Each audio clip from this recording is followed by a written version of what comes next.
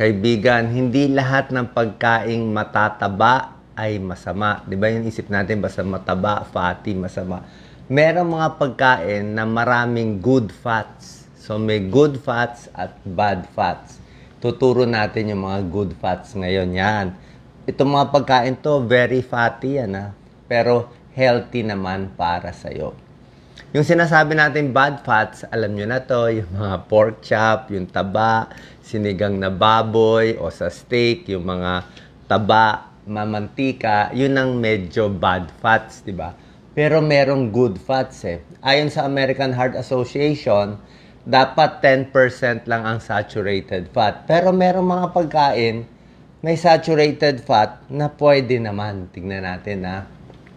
8 to. Number 1, mani. Ang mani, maraming taba. Okay? Marami siyang healthy fats. Bukod dito, marami siyang fiber, marami siyang magnesium, marami siyang protein, tsaka vitamin E. Yan. So, basta wag lang masyado maalat at wag lang maraming mantika, itong mga mani, very healthy po. Mga isang dakot sa isang araw, mga 1 ounce. Ganyan. So, itong healthy fats na protein, vitamins, and minerals, actually, okay lang naman yung nilagang mani. Wag lang masyado maalat. Nakakatulong sa sakit sa puso, sa diabetes. Meron nga malaking pag-aaral to, 373,000 people. Yung mahilig kumain ng mani, mas maganda ang timbang at mas hindi nagkakasakit sa puso. Healthy fats kasi. Parang ano siya eh, gulay, di ba? Parang lahat nakasiksik yung vitamina dito eh. Sobra nakasiksik yung vitamins and minerals dyan sa mga mani. Yan, maraming benefits ang fats. Number 2 na very fatty food, avocado. Alam nyo, ang avocado, 80% fat siya. Ganyan siya karaming fat to. So, mas mataas pa nga yung fat niya sa mga karne, di ba? Bukod dito sa healthy fats, marami siyang potassium, 15%. Marami siyang antioxidant. Pero yung mahilig kumain ng avocado, hindi tumataas ang cholesterol, bumababa pa.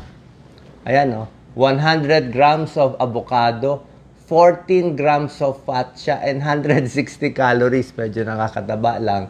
Pero ang fats niya ito, monounsaturated fat, oleic acid, anti-cancer, antioxidant. Maganda sa mata, may lutein, maraming potassium, at pampaganda ng balat. Ayan, avocado. Fats niya, ang taas 14 grams. Pero good fats siya. Healthy dose of monounsaturated fat. Pampababa ng cholesterol. Ayan, mataas pa sa fiber. Ito, moisturizer sa balat. Yung mga gusto gumanda ang skin, di ba? Kailangan natin ng mga fatty acids yan eh. Maganda ang avocado. Pampaganda rin yan. Huwag lang lagyan ng maraming condensed milk at asukal. Number 3, Pinoy na Pinoy, kesong puti. Okay, mahilig ba kayo sa kesong puti?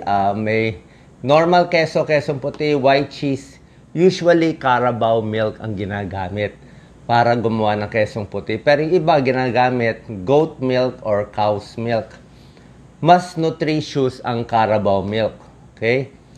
Actually, kahit marami siyang fats, hindi siya nakakataas ng cholesterol eh. Ayan, marami siyang protina kasi gatas siya. Marami siyang calcium, di ba? Gatas para sa buto. Calcium, may iron, may phosphorus para sa buto. At marami pa makukuha mo dyan sa Carabao milk. Kesong puti. Yung normal na keso, questionable yung benefit, okay? Kasi maraming pag-aaral nagsasabi yung mga very commercial na nabibili lang natin na keso. Yung iba parang puro na lang asukal at hindi talaga tunay na keso. Pero yung, tingnan nyo na lang yung nutritional value. Okay? Basta yung tunay na keso, good quality, tingnan nyo yung nutritional value, dapat mataas siya. Kasi gawa siya sa gatas eh. Yung magandang keso, mataas dapat sa calcium. Mataas sa vitamin B12, phosphorus, selenium, at iba pang nutrients. Mataas din siya dapat sa protina. Ayan, 6 grams of protein dapat. So, yung tunay na keso, tingnan nyo lang yung nutritional value. Pag mataas ang mga vitamins and minerals niya, okay yung kesong yun. Pero yung commercially available na mumurahin na ano lang, ingat po tayo. Baka kasi hindi rin ganun ka-healthy. Health benefits of cheese, sabi ko parang taas siya sa calcium and phosphorus, ayan, bone strength, muscle, bawas diabetes, maganda sa tiyan. Number 4 na mataba, na high-fat food, egg yolk, tsaka egg. Okay? Ang itlog, very healthy, di ba? Sinasabi ko sa inyo. Pero syempre, yung pula ng itlog, pinag-iingat natin. Ang recommended naman kung meron kang sakit sa puso, siguro at most, 1 egg in a day. Yun lang. Sa isang linggo, baka araw-araw isa, o sa isang linggo, 5 itlog lang sa isang linggo. Huwag naman araw-araw 2 ng 2. Kung gusto nyo maraming itlog, 2 itlog in a day, pwede, egg white lang. Huwag masyado yung egg yolk. Pero actually, yung egg yolk, pabago-bago yung pag-aaral. Lately, pati yung cholesterol ng egg yolk, baka hindi naman ganun kasama eh. Pero hinay-hinay pa rin tayo. Ang maganda sa itlog, mataas siya sa choline. Ito, bihira ang pagkain na may choline. Ayan, 90% ng tao kulang sa choline. Ang isang itlog may 27% ng choline. Napakaganda. Pampapayat pa siya. Mataas sa protina. Parang complete food siya eh. Vitamin D, dog. Ito, vitamin D. Bihira ang may vitamin D. Bihira ang may choline na pagkain. Itong itlog, meron yan. Kaya ang choline, maganda yan sa nerves, sa utak natin. Tingnan nyo yung benefits ng egg. Ang tataas ng mga component niya. Vitamin A, 17%. Ang taas niya dito, tingnan nyo, molybdenum, 37%. Phosphorus, 15%. Selenium, 55%. Choline niya, ang taas, 53%. May omega-3 pa siya. Tapos meron pa siyang vitamin B12, B9, B7, B6. Marami siya talaga. Siksik sa protina at vitamina ito. Kaya kung talagang mahirap lang, itlog na lang. Kung takot tayo sa sakit sa puso, yung egg yolk, medyo 1 a day or a little less. Number 5 na matabang pagkain na healthy, taba ng isda, taba ng bangus. Pwede po yan. Omega-3 fatty acids yan eh. Di ba? Omega-3, maganda sa puso, maganda sa tibok ng puso, maganda sa utak, less heart disease. Maganda rin sa cholesterol and triglyceride. Pwede kumain ng 2 to 3 servings of fish. Okay? Tuna, salmon, mackerel, bangus, okay lang yan. Tamban, fatty fish. Kung walang mabiling isda, actually pwede na rin yung dilata. Okay? Doon lang sa area na wala na mabili na isda. So, merong mga salmon, mahal to, pero very healthy siya. Mataas yung fat siya, 5.4 grams, pero omega-3 fat siya. Magandang fat siya. Sardinas, pwede naman, wag lang masyado marami. Baka yung iba mataas uric acid, pwede rin naman. May iba lang pag dilata masyado maalat. Pero otherwise, okay na rin yung sardinas kasi mataas sa vitamin B12, D, and calcium. Tuna, tuna in oil, pwede na rin. Mataas din yung fat content niya, 1.4 grams omega-3 fatty acids, protein, and vitamin B. Wag lang araw-arawin. Mga 3 times in a week, pwede na. Number 6 out of 8 na fatty foods, dark chocolate. Okay, ito mataba talaga to. 65% ng calories niya galing sa taba. Okay, pero yung fats niya, good fats naman siya. May antioxidant, resveratrol, sabi nga, pampabata ito ng resveratrol. Tapos pipiliin natin dark chocolate. Yung dark chocolate kasi 70% cocoa, hindi siya matamis.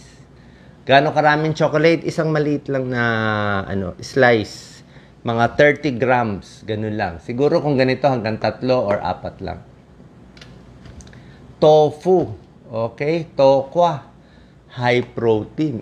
May fat siya, monounsaturated fat, polyunsaturated fat, ang tofu, at 10% calcium. 11 grams of protein. Napakaganda, tokwa. Diba? Ito yung vegetarian, veggie meat eh. Ako may ligaw sa tokwa. Ayan. Cholesterol free, low sodium, high protein, high fat, pero good fat naman siya. Kaya maraming benefits ng tofu, pampapayat, at iba pa. Yan, marami siya, pambaba ng cholesterol.